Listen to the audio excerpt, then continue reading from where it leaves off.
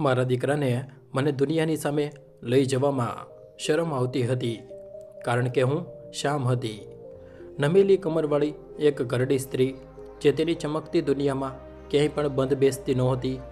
ધીમે ધીમે હું તેના માટે માં નહીં પણ એક ભાર બની ગઈ. મારી જિંદગી 4 દિવાલોમાં સીમિત કરી દેવામાં આવી. જાણે મારી હાજરી માત્ર ઘરના એક ખૂણા સુધી જ બરાબર હોય.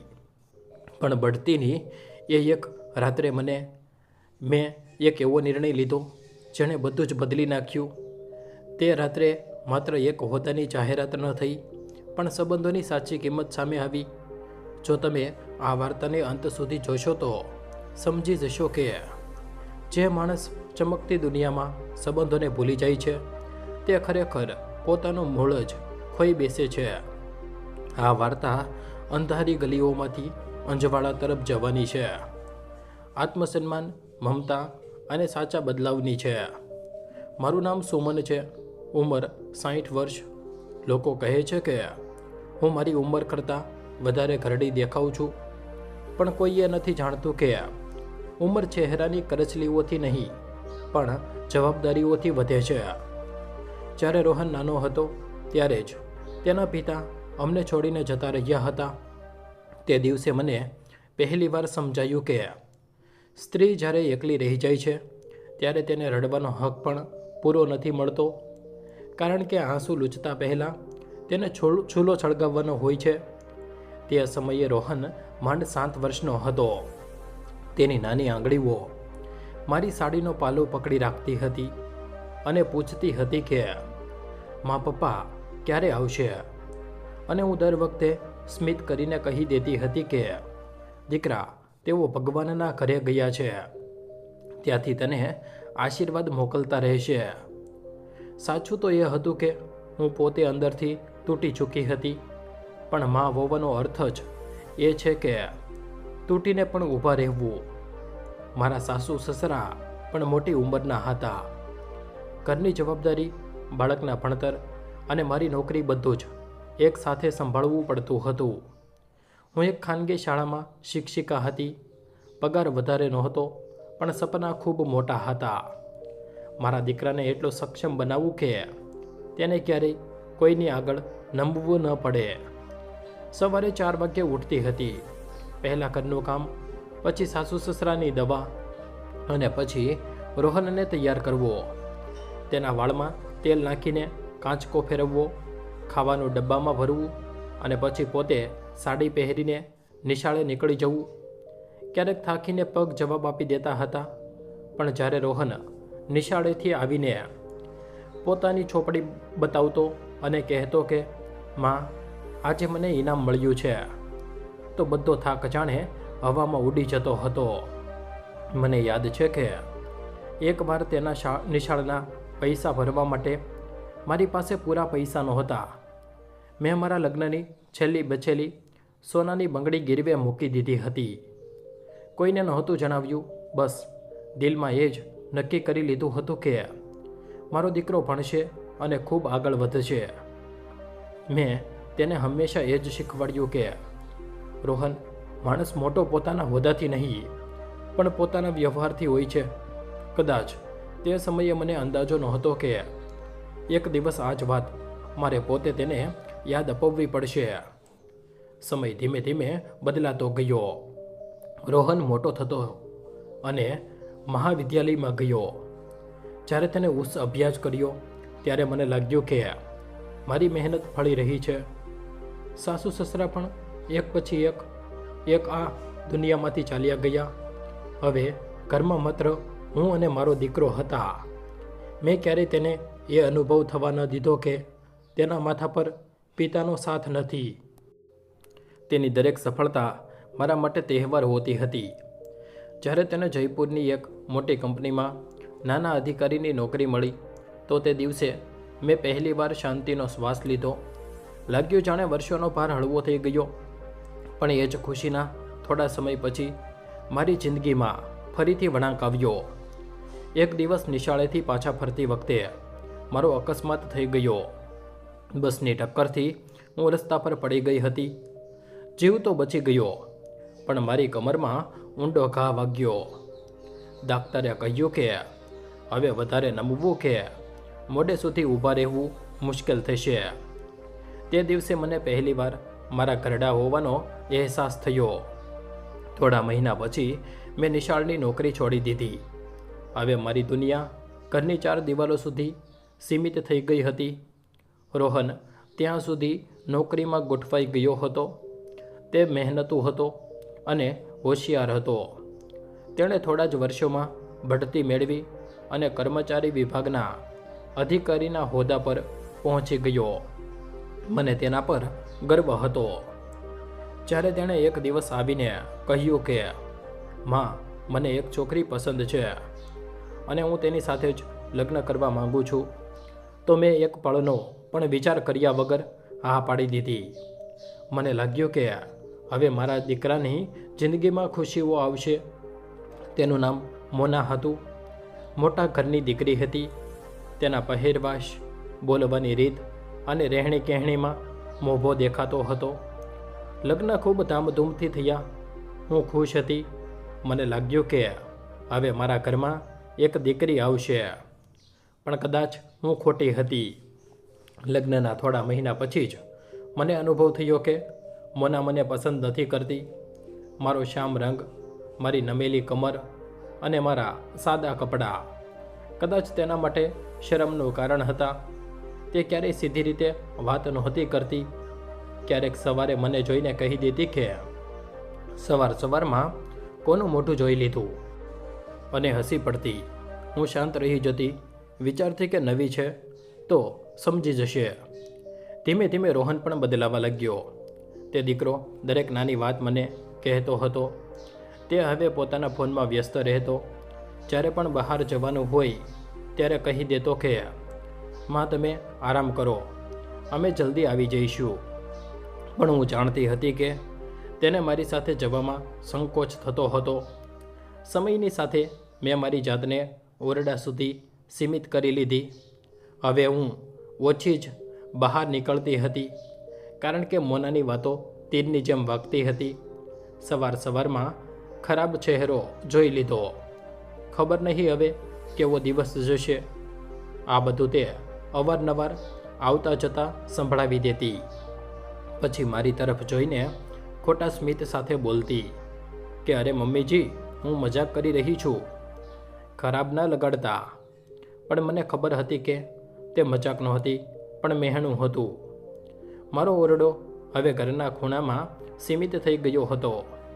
ક્યારેક બારીમાંથી બહાર જોતા વિચારતી કે શું આ એ જ દીકરો છે જેના માટે મેં મારી જિંદગી કુરબાન કરી દીધી હતી. લોકોએ કહ્યું પણ હતું કે બીજા લગ્ન કરી લે, પણ મેં દીકરાની આગળ દુનિયાની દરેક વસ્તુને ઠોક્કર મારી દીધી. અને એ જ દીકરો આજે દુનિયાની ચમકમાં ખોવાઈ ગયો. મેં મારા જીવનમાં ઘણા ઉત્સવો જોયા હતા. નિશાળના વાર્ષિક કાર્યક્રમ, સ્વાતંત્ર્ય દિવસની કવાયત, બાળકોનો ઇનામ વિતરણ કાર્યક્રમ અને મારા દીકરાના લગ્નનો ઘોંઘાટ. પણ તે સાંજે એવી શાંતિ મેં પહેલાં ક્યારેય અનુભવ કરી નહોતી. તે દિવસે રોહન જ્યારે કચેરીએથી પાછો આવ્યો ત્યારે તેના ચહેરા પર એક અલગ જ ચમક હતી.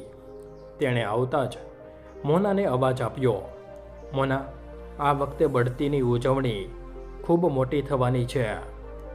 મોટા વિશ્રામ ગૃહમાં, અને બધાએ પરિવાર સાથે આવવાનું છે. તેના શબ્દો મારા કાને પડ્યા તો દિલ જાણે એક પળ માટે રોકાઈ ગયું.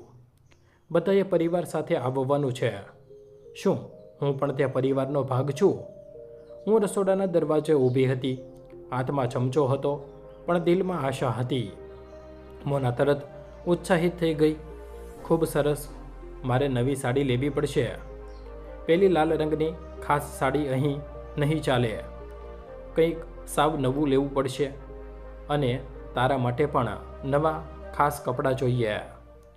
બંનેની વાતો સાંભળતા હું શાંતિથી રસોડામાં પાછી આવી ગઈ. ચૂલાના તાપ પર મૂકેલી દાળ ઉકળી રહી હતી, પણ મારી અંદર આશાઓની એક નાની જ્યોત પણ સળગી ઉઠી હતી. કદાચ આ વખતે રોહન પોતે કહેશે કે માં તમે પણ ચાલો. હું કલ્પના કરવા લાગી કે એક મોટું ભવન, રોશનીથી ઝગમગતો મોટો ખંડ, મારો દીકરો મંચ પર ઊભો છે અને હું પાછળ બેઠી બેઠી ગર્વથી તેને જોઈ રહી છું. પણ સાંજ વીતી ગઈ, રાત વીતી ગઈ અને બીજા દિવસની સવાર પણ આવી ગઈ અને કોઈએ મને કંઈ ન કહ્યું. પછીના થોડા દિવસ ઘરમાં જાણે લગ્નની તૈયારી થઈ રહી હતી. દર બીજા દિવસે કોઈ નવું પડીકું આવતું. ક્યારેક મોટી કંપનીની સાડી, ક્યારેક હીરાની બુટ્ટી, ક્યારેક મોંઘી થેલી, તો ક્યારેક પગરખા. રોહન માટે નવા ખાસ કપડાં સીવડાવવામાં આવ્યા અને ખાસ ગળાપટ્ટી ખરીદવામાં આવી. મોના અરીસાની સામે ઊભી રહીને વારંવાર પોતાના ઘરેણાંનો મેળ જોતી અને કહેતી કે આ ઉજવણીમાં બધા મોટા લોકો આવશે, આપણે કોઈનાથી ઓછા નથી દેખાવું. હું દૂરથી તેમને જોતી અને સ્મિત કરતી. મનમાં એક નાની ઈચ્છા વારંવાર જાગતી કે કાશ કોઈ એકવાર મને પણ પૂછી લેત કે માં તમારી કઈ સાડીને ઇસ્ત્રી કરું. મેં મારો કબાટ ખોલ્યો. તેમાં થોડી જ સાડીઓ હતી. મોટાભાગની જૂની અને નિસ્તેજ પડી ગયેલી. એક આછા પીળા રંગની સાડી હતી જે મેં રોહનની નોકરી લગાવવાના દિવસે જ પહેરી હતી. તેને હાથમાં લઈને અરીસાને સામે ઊભી રહી. મારી નમેલી કમર, માથાની કરચલીઓ અને આંખોની નીચેના કાળા કુંડાળા બધું સ્પષ્ટ દેખાઈ રહ્યું હતું. મેં મારી જાતને પૂછ્યું કે શું હું ખરેખર આટલી કદરૂપી થઈ ગઈ છું કે મારો દીકરો મને પોતાની સાથે લઈ જવામાં શરમ અનુભવે છે. તે સવાલનો જવાબ મારી પાસે ન હતો, પણ મૌન ચોક્કસ હતું. જો તમે મારા આ એકલવયાપણા અને આ નાની ઈચ્છાને સમજી શકતા હોય તો ટિપ્પણીમાં ચોક્કસ જણાવજો. શું ખરેખર એક મને જૂના સામાનની જેમ બાજુ પર મૂકી દેવી યોગ્ય છે? જો આ વાર્તાએ તમારા દિલને સ્પર્શી લીધું હોય તો તેને પસંદ કરો અને ચેનલને સબસ્ક્રાઈબ કરો. કારણ કે સાચું એ જ છે કે જેટલા પણ લોકો અમારી વાર્તાઓ જુએ છે તેમાંથી ખૂબ ઓછા લોકો ચેનલને સબસ્ક્રાઈબ કરે છે. તમારો એક નાનો પ્રયાસ કોઈ મનના અવાજને તાકાત આપી શકે છે, કોઈ મૂંગા દુખાવાને શબ્દો આપી શકે છે. તેથી અમારી સાથે અંત સુધી જોડાયેલા રહો, કારણ કે દરેક વાર્તા માત્ર વાર્તા નથી હોતી, પણ કોઈની અધૂરી જિંદગીનું સત્ય હોય છે. ઉજવણીના એક દિવસ પહેલાં રોહન કચેરીએથી પાછો આવ્યો તો ખૂબ વ્યસ્ત હતો. કામનું યંત્ર ખોલીને કેટલીક માહિતી જોઈ રહ્યો હતો.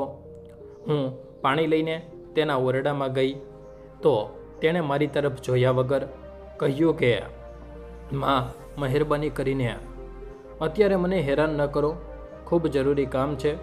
હું શાંતિથી પાછી આવી ગઈ. રાત્રે મેં જોયું કે તેણે પોતાનું યંત્ર મેજ પર છોડી દીધું હતું અને સૂઈ ગયો. કદાચ તે થાકી ગયો હતો. બીજા દિવસે સવારે ઘરમાં અલગ જ ઉતાવળ હતી.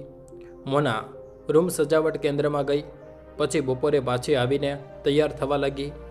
સાંજ પડતા સુધીમાં ઘરમાં સુગંધી અત્તરની સુગંધ ફેલાઈ ગઈ. રોહને નવા કપડાં પહેર્યા તો તે ખરેખર ખૂબ દેખાવડો લાગી રહ્યો હતો. મેં દરવાજા પાસે ઊભા રહીને તેને જોયો. તે એ જ નાનો બાળક હતો જે ક્યારેક મારા પાલવમાં મોં છુપાવીને સૂઈ જતો હતો. બસ આજે કદ મોટું થઈ ગયું હતું અને દિલ દૂર થઈ ગયું હતું.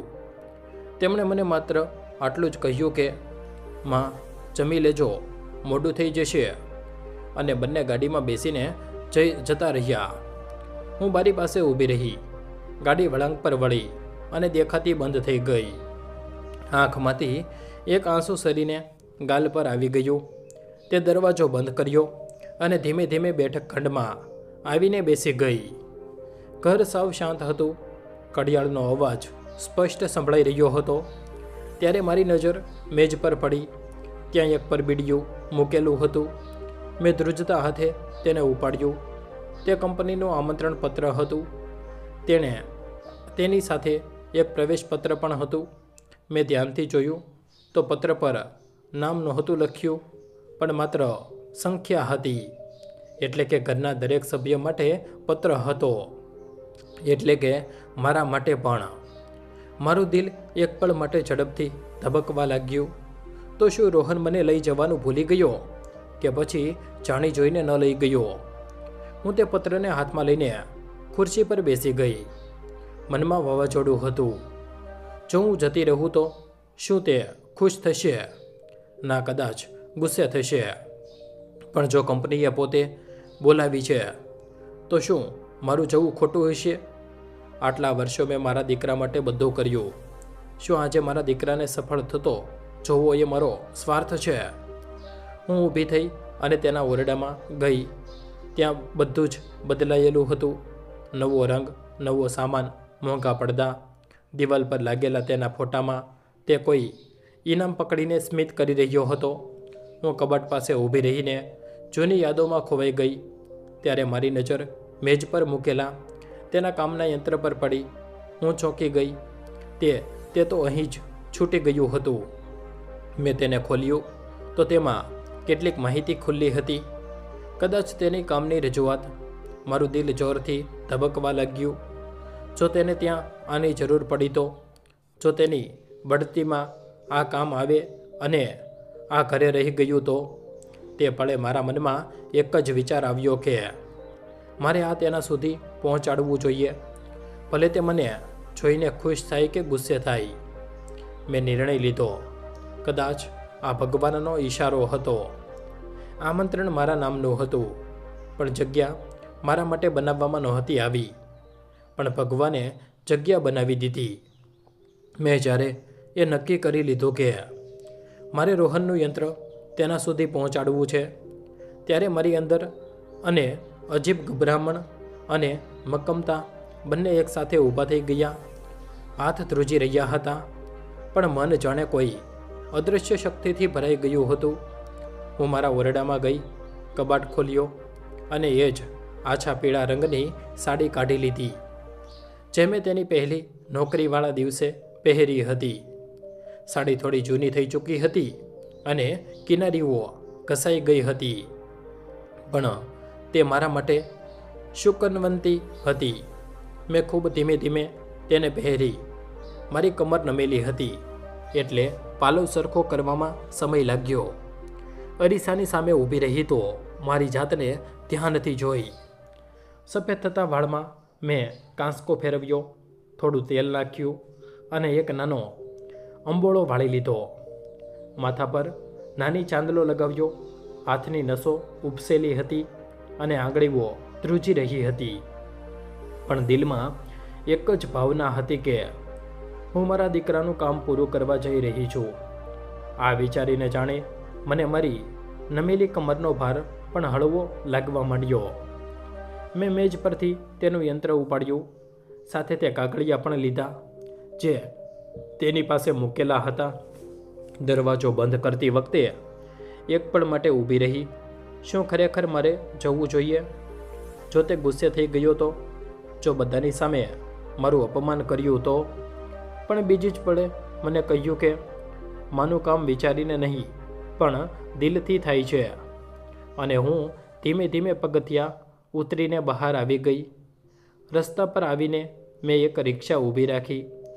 ચાલકે મને માથા પરથી પગ સુધી જોઈ અને પૂછ્યું કે ક્યાં જવું છે માજી? મેં વિશ્રામ ગૃહનું નામ લીધું. તે તો થોડો ચોંક્યો, પછી બોલ્યો કે તે તો ખૂબ મોટી જગ્યા છે. મેં હળવા સ્મિત સાથે કહ્યું કે હા ભાઈ, ત્યાં જ જવું છે. રિક્ષા શહેરના રોશનીવાળા રસ્તાઓ પરથી પસાર થઈને આગળ વધી રહી હતી. આખા રસ્તે હું બારીમાંથી બહાર જોતી રહી. દુકાનોની ચમક, લોકોની ભીડ, વાહનોનો અવાજ, બધું જાણે મારી અંદર ચાલી રહેલા ઘોંઘાટ કરતાં ઓછું હતું. હું વિચારી રહી હતી કે આજે જો રોહન મને જોઈને ખુશ થઈ જાય અને બસ એકવાર માં કહીને સ્મિત કરી દે તો મારો બધો થાક ઉતરી જશે. વિશ્રામ ગૃહની બહાર રિક્ષા ઊભી હતી તો મારા શ્વાસ ઝડપી થઈ ગયા. સામે એક મોટી ઇમારત હતી, જાણે રોશનીથી બનેલી હોય. દરવાજા પર ઊભેલા ચોકીદારો, અંદર બહાર આવતી મોંઘી ગાડીઓ, તૈયાર થયેલી સ્ત્રીઓ અને ખાસ કપડાં પહેરેલા પુરુષો. મને લાગ્યું જાણે હું કોઈ બીજી જ દુનિયામાં આવી ગઈ છું. મેં ધીમેથી રિક્ષાવાળાને પૈસા આપ્યા અને ટેકો લઈને નીચે ઉતરી. હાથમાં કામનું યંત્ર હતું અને બીજા હાથથી સાડીનો પાલવ સાચવી રહી હતી. દરેક પગલું વિચારીને મૂકી રહી હતી, કારણ કે મારી કમર નમેલી હતી અને ચાલ ધીમી હતી. દરવાજા સુધી પહોંચી તો ત્યાં ઊભેલા માણસે મને રોકી અને કહ્યું કે પ્રવેશપત્ર બતાવો. મેં ધ્રુજતા હાથે તે પ્રવેશપત્ર તેને આપ્યું. તેણે પહેલા પત્ર જોયો અને પછી મને ઉપરથી નીચે સુધી જોઈ. તેની આંખોમાં આશ્ચર્ય સ્પષ્ટ દેખાઈ રહ્યું હતું. કદાચ તેને વિશ્વાસ નહોતો થતો કે આટલી સાધારણ અને નમેલી કમરવાળી ઘરડી સ્ત્રી પણ આ મોટી ઉજવણીની મહેમાન હોઈ શકે છે. તેણે હળવેથી માથું હલાવ્યું અને મને અંદર જવા દીધી. જેવી હું ખંડમાં પ્રવેશી કે મારી આંખો થોડી પળો માટે અંજાઈ ગઈ. ચારે બાજુ સોનેરી રોશની, મોટી ઝુમ્મર, શણગારેલા મેજ, ફૂલોની સુગંધ અને સંગીતનો મધુર અવાજ. લોકો હસી રહ્યા હતા, પીણાના પ્યાલા ટકરાઈ રહ્યા હતા અને તસવીરો લેવાઈ રહી હતી. હું મારી જાતને એ ભીડમાં ખૂબ નાની અનુભવી રહી હતી, જાણે અંશોના ટોળામાં કોઈ કાગડો આવી ગયો હોય. મેં નજર નીચે કરી લીધી અને ધીમે ધીમે આગળ વધવા લાગી. મારું દિલ ઝડપથી ધબકી રહ્યું હતું. દરેક પગલાં સાથે ડર પણ વધી રહ્યો હતો. શું રોહન મને જોઈને ગુસ્સે થશે? શું મોના મારું અપમાન કરશે? પણ પછી મને કહ્યું કે હું અહીં કોઈની પાસે કંઈ માંગવા નથી આવી, હું તો આપવા આવી છું, મારી દીકરીની મહેનતનો સહારો. મેં ભીડમાં આમ તેમ નજર દોડાવી ત્યારે દૂર એક ખૂણામાં રોહન દેખાયો. તે મોનાની સાથે ઊભો હતો. બંને ખૂબ સુંદર લાગી રહ્યા હતા. મોના લાલ સાડીમાં ચમકી રહી હતી. રોહન પોતાના કપડામાં આત્મવિશ્વાસથી ભરેલો હતો. તેના હાથમાં પાણીનો પ્યાલો હતો અને તે કોઈ મોટા અધિકારી સાથે વાત કરી રહ્યો હતો. તેને જોઈને મારા હોઠ પર અચાનક સ્મિત આવી ગયું. આ એ જ બાળક છે જેને મેં ખોળામાં રમાડ્યો હતો. હું થોડી પળો ત્યાં જ ઊભી રહીને તેને જોતી રહી. પછી હિંમત ભેગી કરીને તેની પાસે ગઈ. દરેક પગલું ભારે હતું, પણ દિલમાં આશા હતી કે તે મને જોઈને ખુશ થશે. કદાચ ચોંકશે, ચોક્કસ પણ ખુશ થશે. હું તેની પાછળ પહોંચી હાથ ધ્રુજી રહ્યો હતો, પણ મેં ધીમેથી તેના ખભા પર હાથ મૂક્યો અને ધ્રુજતા અવાજે કહ્યું કે રોહન. જેવો મેં તેના ખભા પર હાથ મૂક્યો, તેના ધીમા અવાજે રોહને કહ્યું. મારું પોતાનું દિલ ધબકીને જાણે ગળામાં આવી ગયું. તે એક પળ માટે ઊભો રહી ગયો, પછી ઝાટકા સાથે પાછળ ફર્યો. તેની આંખોમાં જે ભાવ હતો તે ઓળખવો મારા માટે અઘરો નહોતો. તે ખુશી નહોતી અને તે આશ્ચર્ય પણ નહોતું. તે ગભરામણ અને ગુસ્સાનું મિશ્રણ હતું. તેણે મને ઉપરથી નીચે સુધી જોઈ. હું તેની આંખોમાં મારી જાતને વાંસી રહી હતી. નમેલી કમર, સાધારણ સાડી અને ધ્રુજતા હાથમાં પકડેલું યંત્ર. તેની પાસે ઊભેલી મોના પણ મને જોઈ રહી હતી. તેના હોઠ પર સહેજ અણગમો આવ્યો, જાણે કોઈએ તેના સુંદર ચિત્ર પર ધૂળ નાખી દીધી હોય. આસપાસ ઊભેલા 2-3 લોકો અમારી તરફ જોવા લાગ્યા. રોહને તરત મારો હાથ પકડ્યો.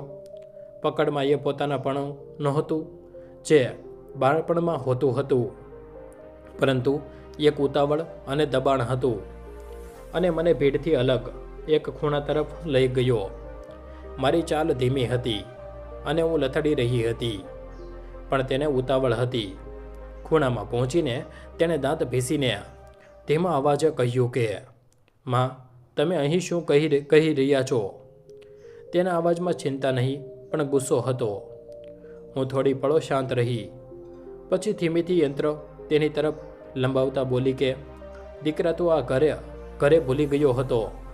વિચાર્યું ક્યાંક જરૂર પડી જાય. મારા શબ્દો અધૂરા હતા પણ ભાવ પૂરા હતા. તેણે ગુસ્સામાં પોતાનું માથું પકડ્યું અને લગભગ ધીમા અવાજે કહ્યું કે માં, આજે અહીં કોઈ કામની રજૂઆત નથી. આ માત્ર ઉજવણી છે. તેમણે કોણે કહ્યું અહીં આવવાનું? તેના શબ્દો મારી છાતીમાં તીરની જેમ વાગ્યા. મેં અચકાતા અવાજે કહ્યું કે તે મેજ પર યંત્ર મૂકેલો હતો. વિચાર્યું કે બોલાવી છે. તેણે મારી વાત વચ્ચે જ કાપી નાખી. માં, મહેરબાની કરીને સમજો. તમને ખબર નથી પડતી અહીં કેટલા મોટા લોકો છે. તમે આમ અચાનક આવી જશો તો લોકો શું વિચારશે? મેં તેની આંખોમાં જોયું. તે મારી ચિંતા નહોતો કરી રહ્યો, તે પોતાની આબરૂની ચિંતા કરી રહ્યો હતો.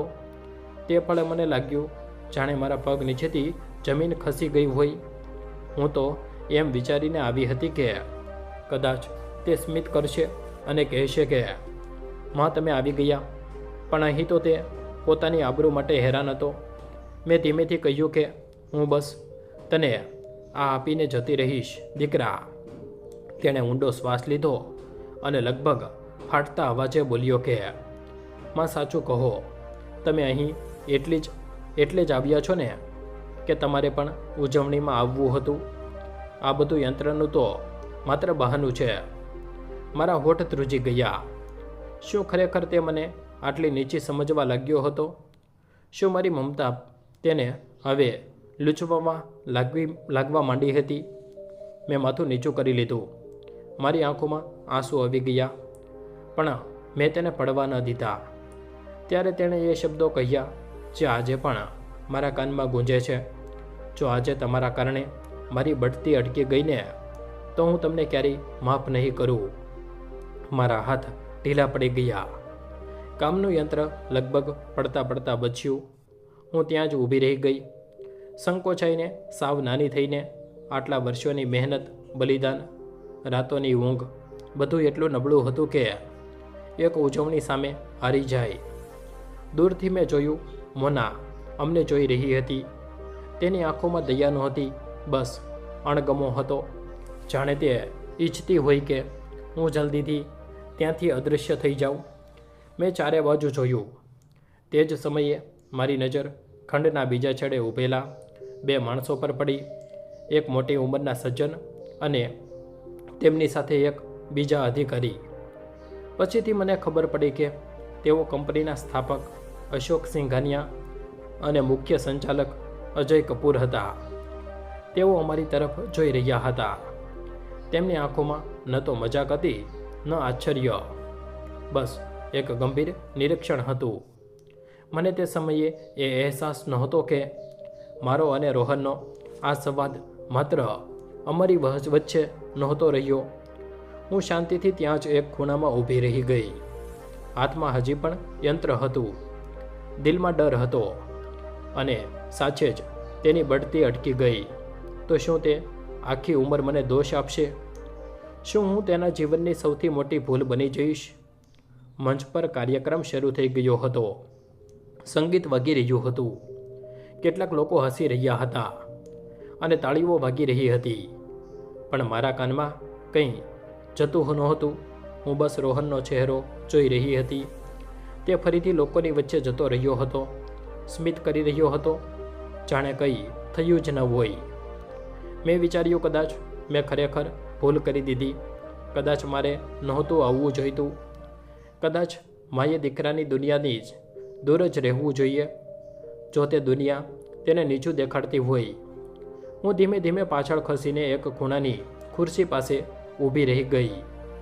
મારી આંખો ભીની હતી પણ હું રડી નહોતી રહી. એક અજીબ ખાલીપો હતો. ત્યારે મારી નજર પાસેના એક મેજ પર પડી.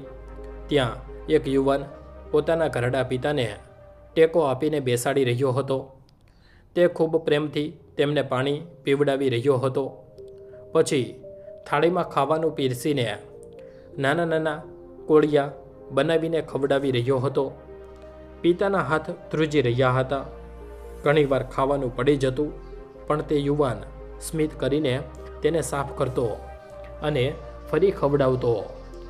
આસપાસ કેટલાક લોકો તેમને જોઈને સ્મિત કરી રહ્યા હતા અને કદાચ મજાક પણ ઉડાવી રહ્યા હતા, પણ તે યુવાનના ચહેરા પર ગર્વ હતો, શરમ નહીં. હું તેમને જોતી જ રહી ગઈ. મારી અંદર ક્યાંક કંઈક હાલ્યું. શું ખરેખર આજની રાત માત્ર બઢતીની છે તે કોઈ બીજી પરીક્ષાની? મને ખબર નહોતી કે પછીની થોડી જ પળોમાં જે થવાનું છે તે માત્ર મારા દીકરાનો નહીં પણ મારા દિલનો પણ નિર્ણય કરશે. હું હજી પણ એ જ ખૂણામાં ઊભી હતી. હાથમાં યંત્ર હતું, આંખોમાં ભીનાશ હતી અને દિલમાં ડર. સામે મંચ પર રોશની તેજ થઈ ગઈ હતી. સંચાલકનો અવાજ ગુંજ્યો કે હવે એ પણ આવી ગઈ છે જેની આપ સૌ રાહ જોઈ રહ્યા હતા. બઢતીની જાહેરાત. આખા ખંડમાં શાંતિ છવાઈ ગઈ. લોકો પોતાના મેજ પર બેસી ગયા. રોહન પણ આગળની તરફ ઊભો હતો. તેના ચહેરા પર ઉત્સાહ અને આત્મવિશ્વાસ સ્પષ્ટ દેખાઈ રહ્યો હતો. હું તેને જોઈ રહી હતી.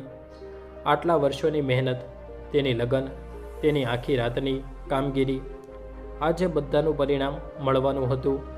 એક પછી એક અલગ અલગ વિભાગોના નામ બોલાવવામાં લાગ્યા.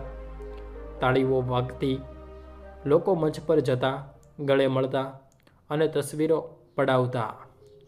દરેક નામ સાથે રોહનની આંખોમાં ચમક વધી રહી હતી.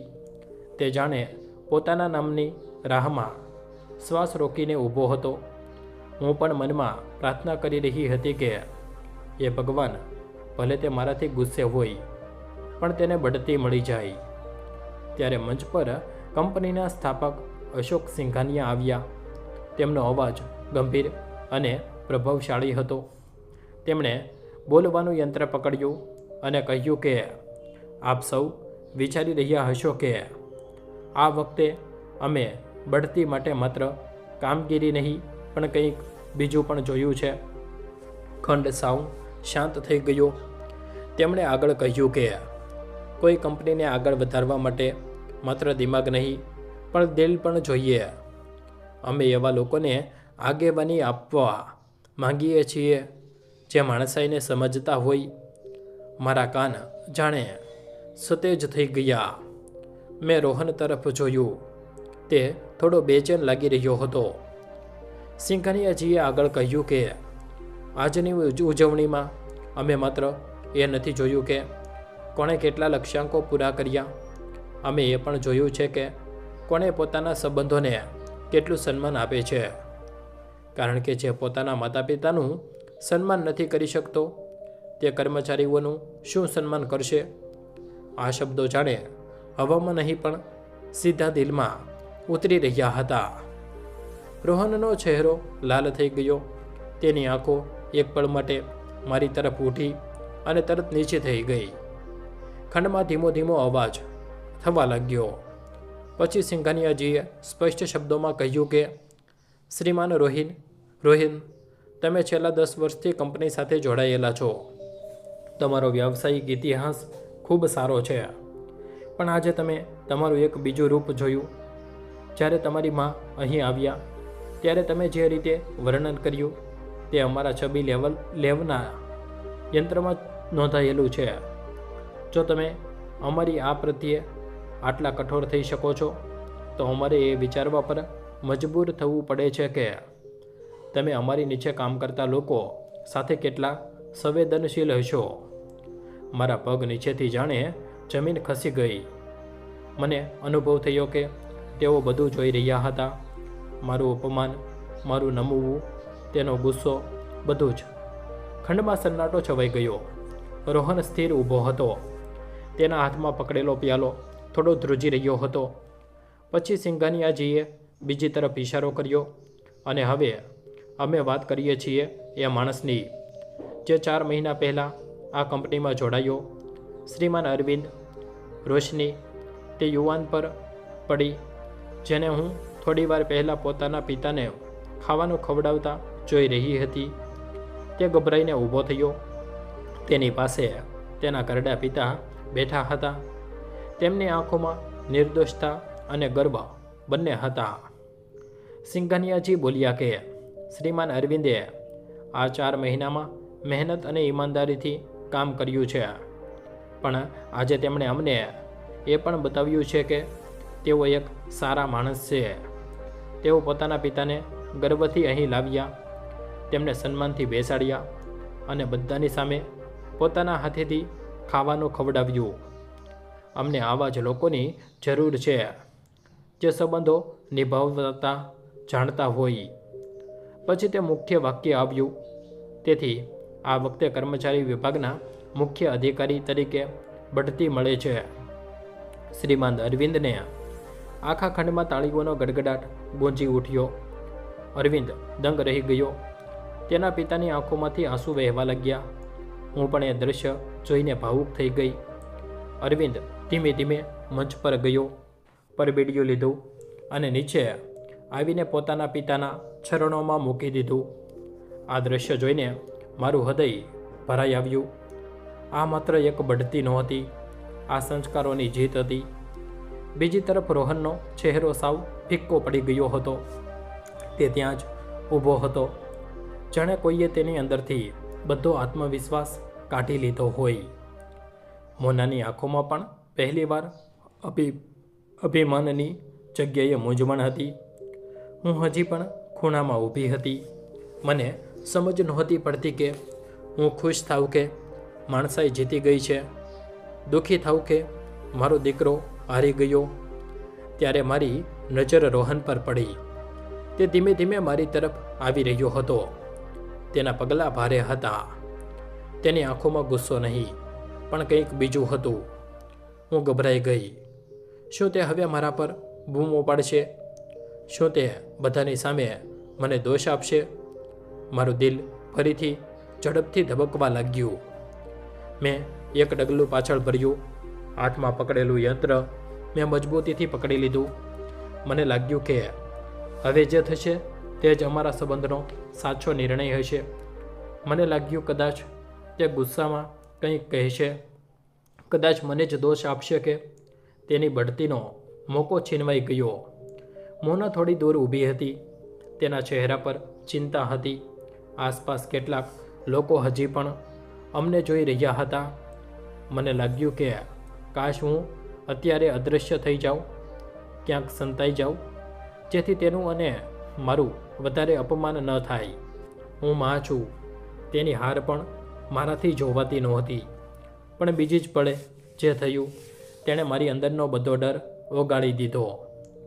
રોહન મારી સાવ સામે આવીને ઊભો રહી ગયો. તેણે એક પળ મારી તરફ જોયું. તેની આંખો લાલ હતી, તેમાં આંસુ તરી રહ્યા હતા. અને પછી અચાનક તે નમી ગયો. નાત્રે પાત્ર નમ્યો નહીં. તે મારી સામે ઘૂંટણીએ બેસી ગયો. આખા ખંડમાં હલચલ મચી ગઈ. મારા હાથ ધ્રુજી ગયા. મેં ગભરાઈને કહ્યું કે આ શું કરી રહ્યો છે દીકરા? તેનો અવાજ ભરાઈ ગયો. માં, મને માફ કરી દો. મારા કાનને જાણે વિશ્વાસ જ ન આવ્યો.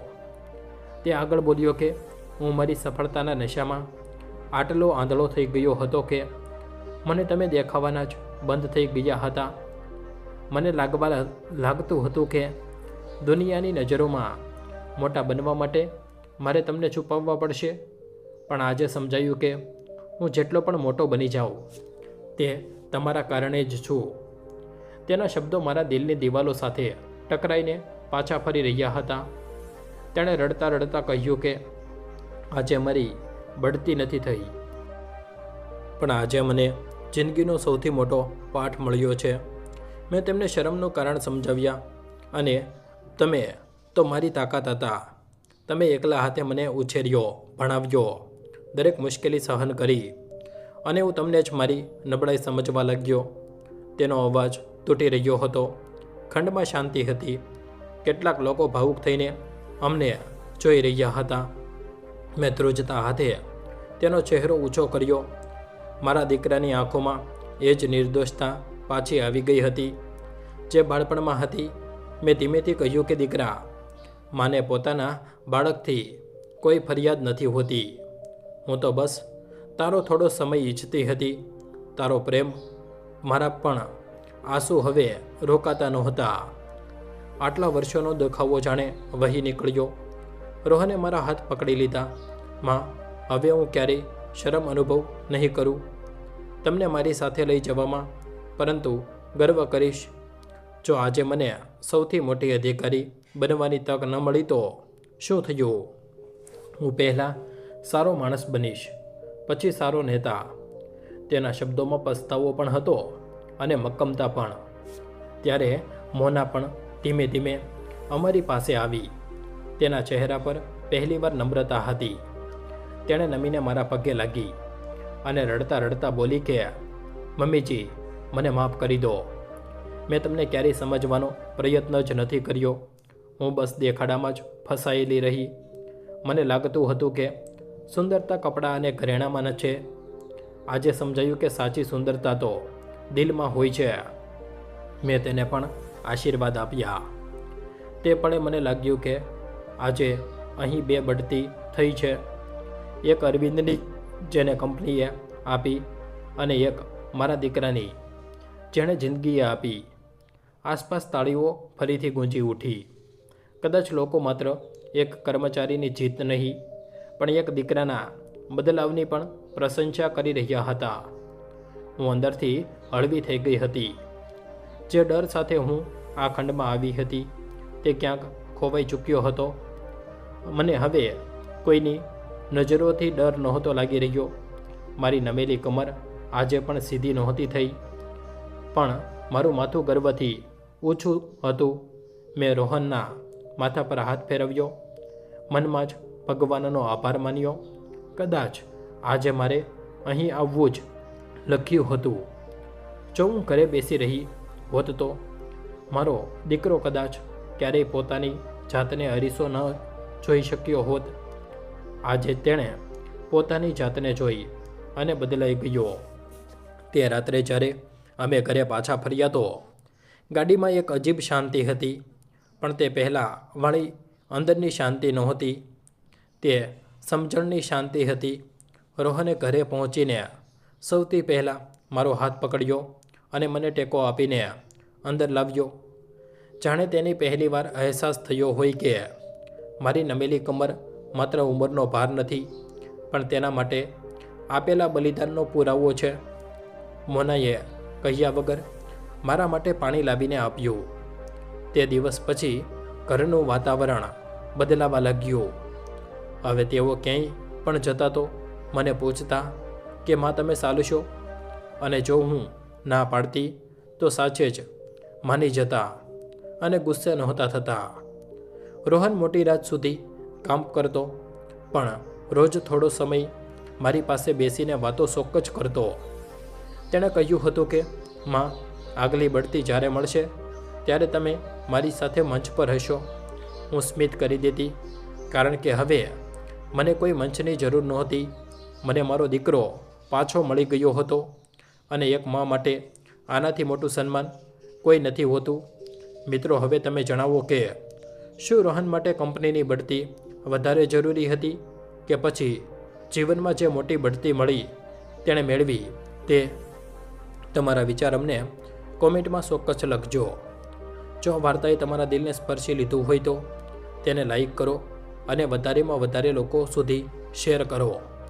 કોને ખબર આ વાર્તા કોઈ બીજા રોહન કે સુમન સુધી પહોંચી જાય અને તેને પણ પોતાની જિંદગીમાં સાચો રસ્તો પસંદ કરવાની હિંમત મળી જાય. ચેનલને સબસ્ક્રાઈબ કરવાનું સાવ ભૂલતા નહીં, કારણ કે તમારું દરેક સબસ્ક્રિપ્શન અમારા માટે પ્રેરણા છે. અને જતાં જતાં તમારા શહેરનું નામ કોમેન્ટમાં ચોક્કસ લખજો. મને સાચે જ ખૂબ સારું લાગે છે એ જાણીને કે અમારી વાર્તા દુનિયાના ક્યાં ક્યાં ખૂણે સુધી પહોંચી રહી છે. રાધે રાધે. જય શ્રી કૃષ્ણ.